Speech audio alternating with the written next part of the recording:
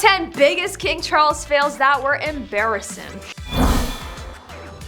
Number 10, Homage at the coronation.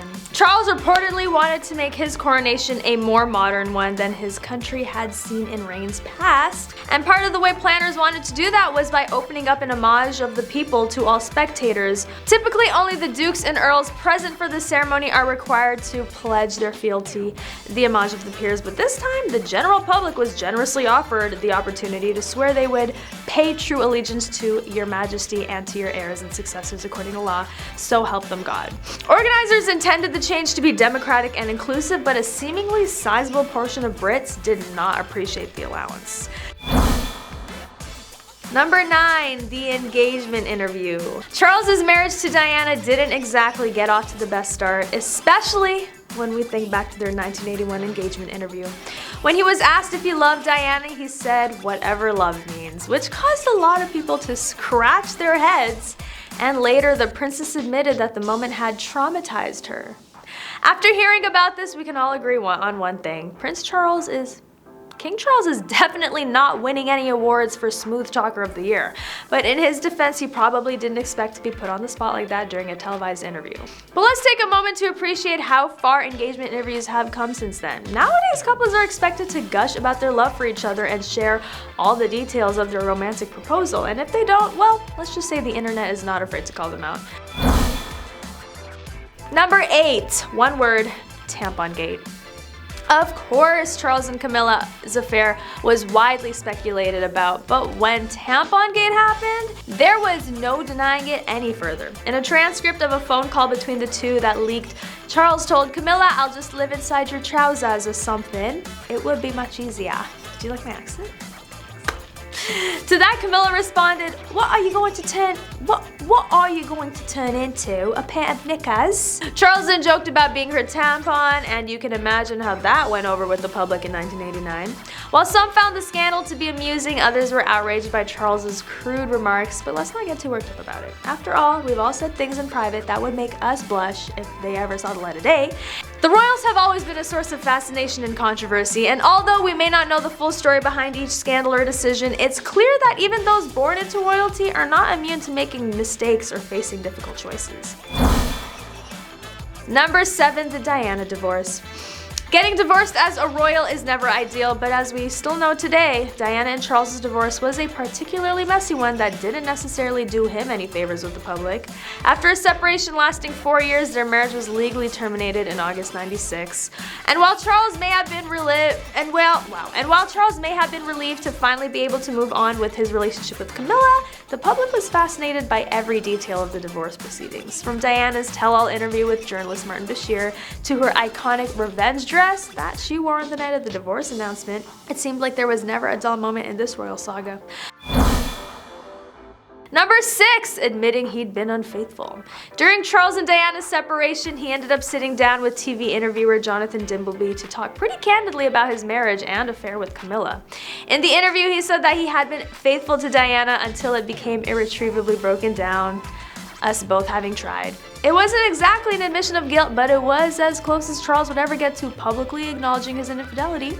And let's be real here, we all know he cheated. It's like saying, "I'm sorry you feel that way," instead of apologizing for your actions. We see through the thinly veiled excuse of a broken down marriage, and let's not forget that this was the same man who famously told Diana, "I refuse to be the only Prince of Wales who never had a mistress." Talk about setting low expectations for yourself, Charles. It's almost comical how he thought he could just casually cheat on his wife and then make up some flimsy justification for it. In the end, it's clear Charles wasn't exactly taking responsibility for his actions, but hey, at least he tried to save face and maintain some level of dignity in the public eye. Too bad the whole world already knew the truth.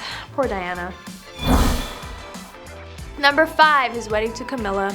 Charles faced controversy again in 2005 when he married Camilla, so it's no surprise they decided to keep it low-key. They got married in a private civil ceremony that not even Queen Elizabeth attended, though she did reportedly show up to the reception. Charles definitely knows how to keep things interesting. Would have thought that the King of England would opt for a low-key wedding, but hey. If you've already had a grand royal wedding and a very public divorce, then maybe it is time to tone it down a bit. And who can blame him for wanting to marry Camilla? She's been his love and companion for years through thick and thin. Plus, she's got quite the sense of humor herself. They're a perfect match in our eyes. Number 4, Diana's Taj Mahal moment. This 1992 photo of Diana at India's Taj Mahal is iconic, but in a way that doesn't exactly paint Charles in a positive light. Because he didn't show up to meet her for a photo op in front of a monument that symbolizes love, his actions spoke louder than words. That picture of her as a lonely, neglected, beautiful girl who didn't have anyone to love her back just broke everybody's hearts, biographer Tina Brown said, according to Express. Maybe she was onto something by not bringing Charles along. Who needs a man when you have one of the most breathtaking monuments in the world as your backdrop? Some might say that this photo perfectly captured Diana's life as a member of the royal family.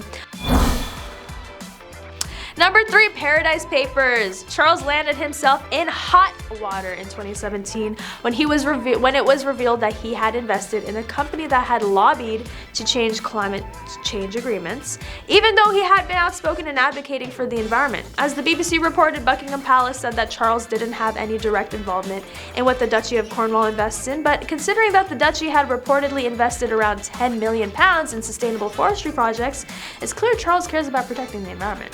But hey, we'll give him a break. After all, who hasn't accidentally invested in a company whose practices go against their own values? We've all been there, right? Number 2, his reaction to Prince Harry's birth.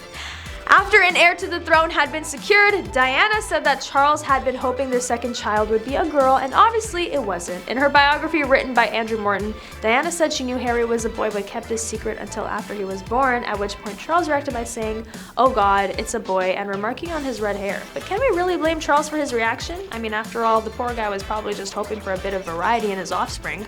Plus, dealing with 2 boys running around the palace is certainly not an easy feat. We can only imagine the look on Charles's face when he found out Harry had inherited Diana's iconic red hair. And finally, number 1, the alleged racist remarks. In Christopher Anderson's book Brothers and Wives, he wrote that Charles commented about grandson Archie's race before he was born.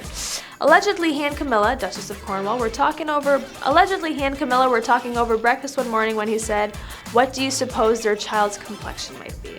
And on that note, I am ending the video. Thank you for watching. Don't forget to like, comment, and subscribe for more juicy news on your favorites and the royals, and I'll catch you next time on The Rich Life.